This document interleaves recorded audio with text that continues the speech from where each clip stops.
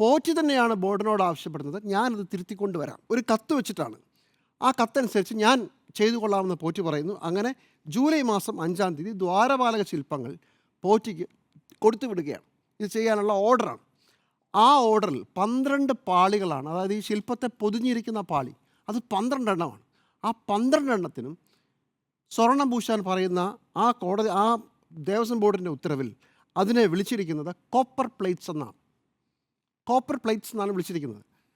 അപ്പോൾ ശബരിമലയിലെ ദേവസ്വം അധികൃതർ തന്നെ ഇറക്കിയ ഉത്തരവ് കോപ്പർ പ്ലേറ്റ്സ് സ്വർണം പൂശാൻ വേണ്ടി പോറ്റിയെ ഏൽപ്പിക്കുന്നു എന്ന് പറഞ്ഞാണ് ഉത്തരവ്. അപ്പോഴാണ് നമ്മുടെ ആദ്യത്തെ സംശയം വരുന്നത്, അപ്പോൾ വിജയമല്യ പൂശിയതോ, അതെവിടെ പോയി?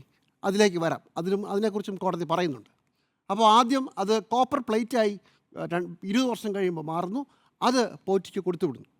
അത് കഴിഞ്ഞ് ഇത് ജൂലൈ മാസം 3-ാം തീയതി, ജൂലൈ മാസം 20-ാം തീയതി നേരത്തെ പറഞ്ഞല്ലോ 2 പീഠം, ആ 2 പീഠം കൂടി ഉണ്ണികൃഷ്ണൻ പോറ്റിക്ക് കൊടുക്കാനായി വേറൊരു ഉത്തരവ് ഇറങ്ങുന്നു, 2ാമത്തെ ഉത്തരവ്.